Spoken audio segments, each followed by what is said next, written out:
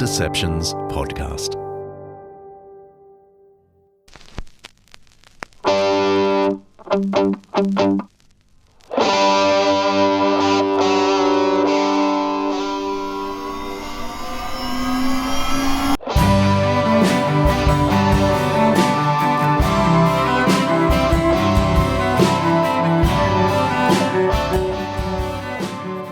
Hey, John Dickson here. Many of you know that in June 2021, my best mate of 40 plus years, Ben Shaw, died in our home in Sydney, surrounded by his loved ones. But not before he finished his wonderful book, 7 Reasons to Reconsider Christianity. It's a unique blend of humour and thoughtfulness, designed to explain the heart of the Christian faith for those who aren't sure what to make of it. His publisher invited me to do the voice record for the audiobook, which was a lot of fun. And they've given us permission to offer Undeceptions listeners a taste of the book in the lead up to season 10. So here's a bit of Ben Shaw's 7 Reasons to Reconsider Christianity.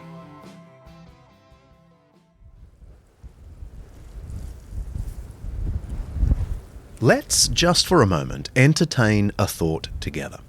If Jesus really did die on that Roman cross, if he really was completely and utterly dead, kaput, finished, gone, deceased, but then he really did come back to life and gave overwhelming proof that he was truly resurrected from the dead, you would have to admit that would have some pretty major implications.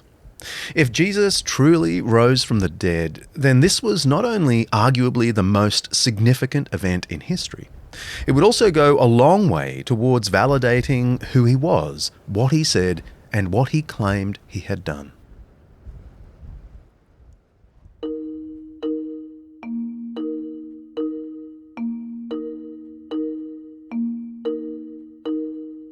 For 3 years before his death, Jesus had been showing and subtly telling the disciples that he was God incarnate, God in human form. But it wasn't until the resurrection that the penny fully dropped for his followers. His resurrection totally confirmed for them that Jesus was who he said he was, and from the moment they saw him alive again, they confidently affirmed his divinity. In fact, as soon as the disciple Thomas saw Jesus alive again, he said to him, "My Lord and my God." John chapter 20, verse 28. No disciple had ever said that previously. The resurrection was arguably the turning point for the first followers of Jesus.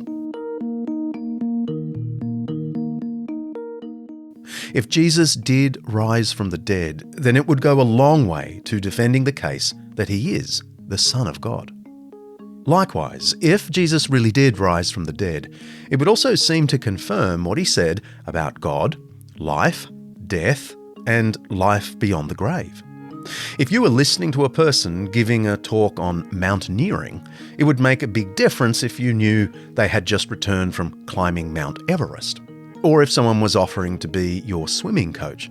I'm sure you'd be much more willing to take their advice if you knew they had previously won a gold medal at the Olympic Games.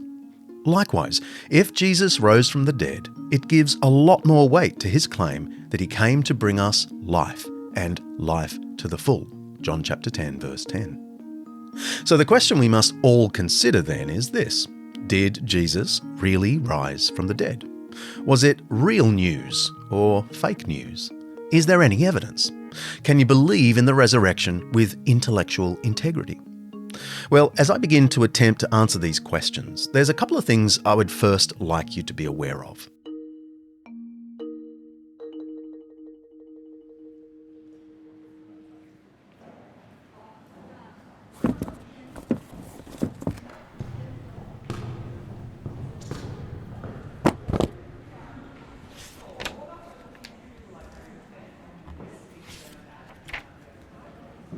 First of all, there is a truckload of detailed, serious scholarship on the subject. Much of it, I'm sure, would put most people to sleep.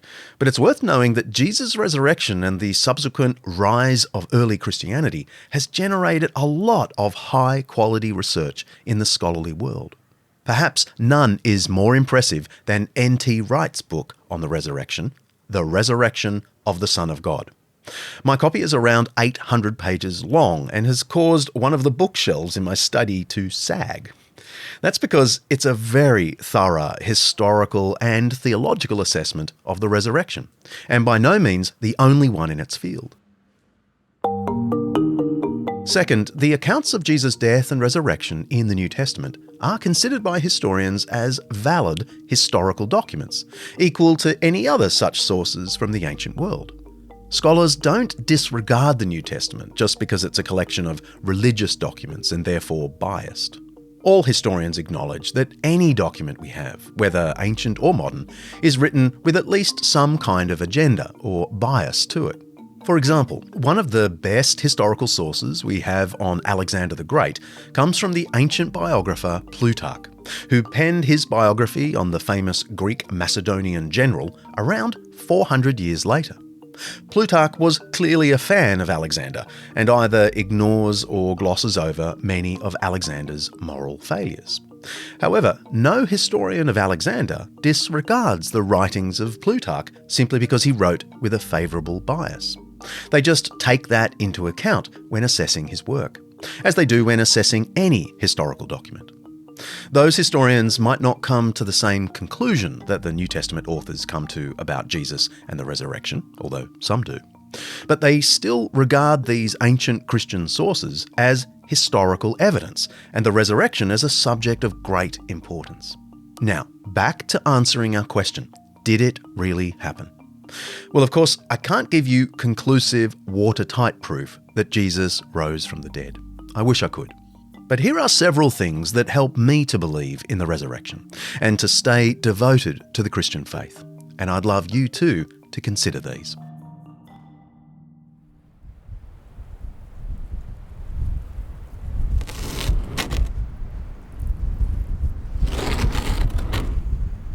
Almost all our sources on Jesus' death, both Christian and non-Christian, tell us that he was executed on a cross.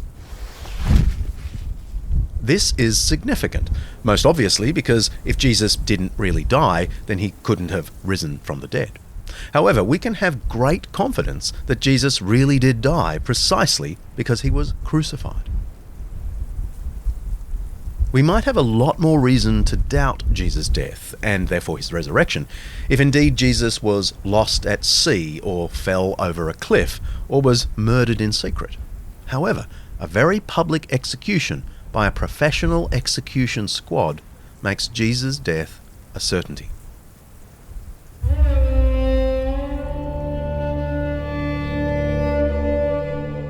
One of the world's most eminent ancient historians is Robin Lane Fox, a prolific writer and a giant in his field. In his highly readable book on ancient Greece and Rome, he categorically states, "Whatever the truth of the first Easter, the crucifixion at least is a historical fact." Crucifixion was almost always done publicly and by a team of professionals whose job it was to ensure the death of the victim. I don't want to get into the gory details, but it was virtually physically impossible to crucify someone on your own. You needed a team of people to do it, and there was usually a head executioner overseeing it all. This is what we're told happened in Jesus' case. John chapter 19, verse 23, Luke chapter 23, verse 47. Also, we are told by the Gospel writer John, who witnessed the crucifixion for himself, that Jesus was stabbed in the side with a spear by one of the Roman soldiers to confirm that he had indeed died. John chapter 19, verses 34 to 35. Furthermore, before releasing Jesus to be buried, the soldiers would have had to have handled the body, and the centurion would have needed to confirm firsthand that Jesus had indeed died. That was their job. Presumably then, they would have checked the body for any signs of life. And if Christ was dead, they would have seen pallor mortis, the skin becoming pale, and felt algor mortis, the body growing cold. They wouldn't have surrendered the body to be buried if they had thought the victim was still alive. The evidence then in no way supports the theory that Jesus swooned, fainted, passed out on the cross, was removed while still alive, and revived in the tomb shortly thereafter. That not only runs against all the written testimony, but also contrary to what we know about Roman crucifixion and the imperial execution protocol.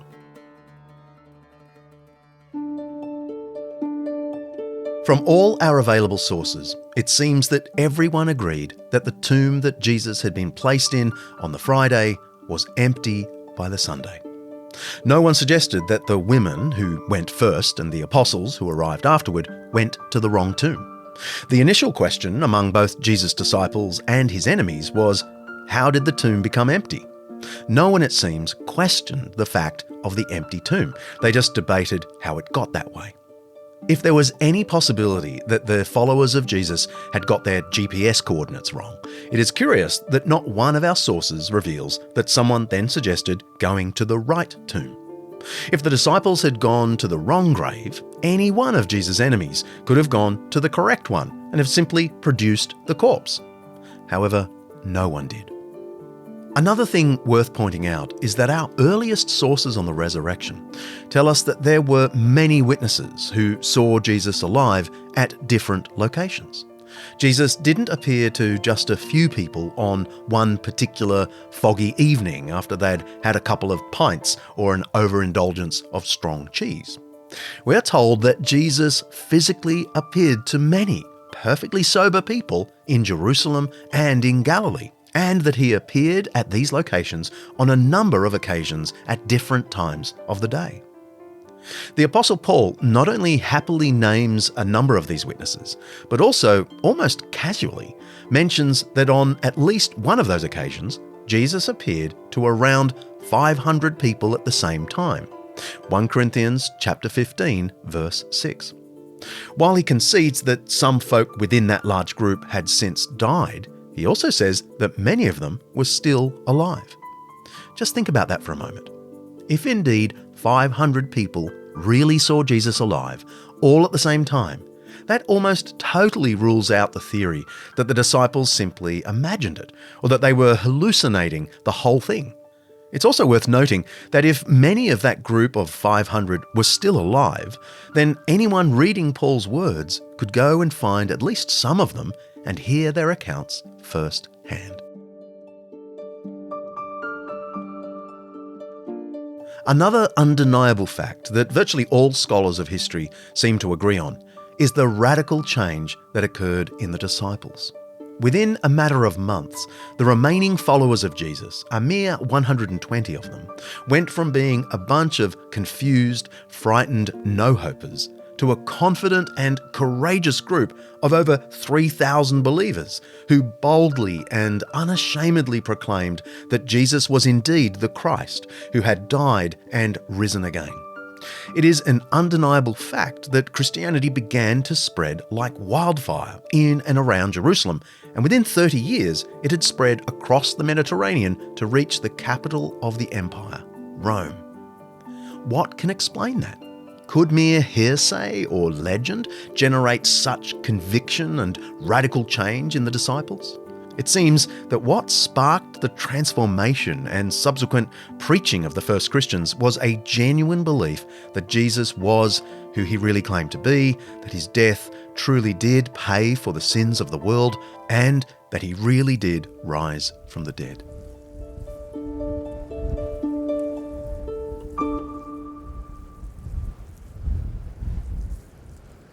My point is this. When, like good detectives, we look at all the evidence and assess all the sources on the resurrection of Jesus, it seems to point in the direction of a bodily resurrection.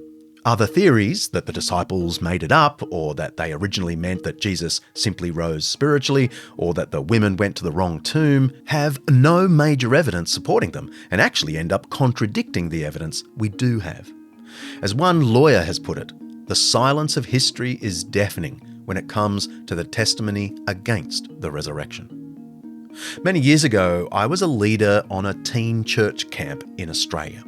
We had taken about 30 teenagers to a low-budget activity centre about 2 hours southwest of Sydney for a weekend of games and sport and a series of talks. On the first night, immediately after lights out, I retired to the room I was sharing with another leader when all of a sudden we heard an almighty bang that clearly came from the adjacent boys' dorm. We both looked at each other in shock and simultaneously said, "What the heck was that?" We ran into the dorm and turned on all the lights. In the middle of the room were two dishevelled boys, both standing with guilty faces. The room was a mess and their pyjamas were ripped. They had clearly been wrestling and we had caught them in the act. It wasn't too much of a surprise though, as these rather likeable lads were the most mischievous of the group. "What was that noise?" I asked. "What noise?" they replied with cheeky grins. "What was that loud bang?"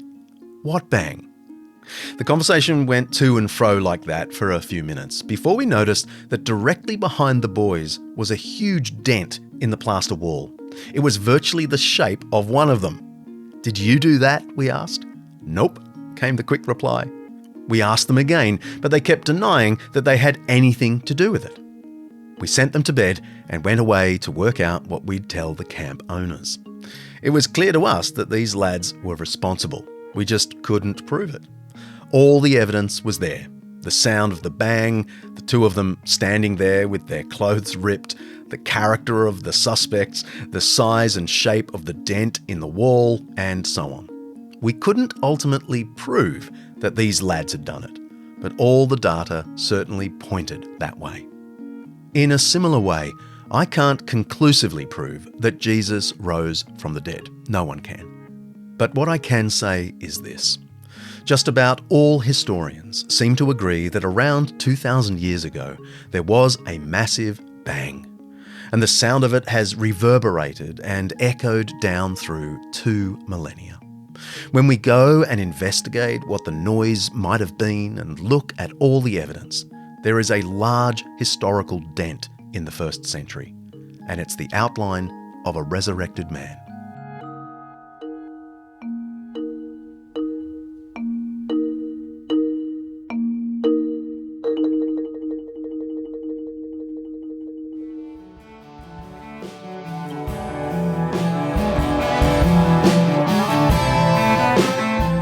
I hope you liked this taste of Ben Shaw's 7 Reasons to Reconsider Christianity, published by the Good Book Company, available everywhere. And before you know it, we'll be back with Undeceptions Season 10. See ya.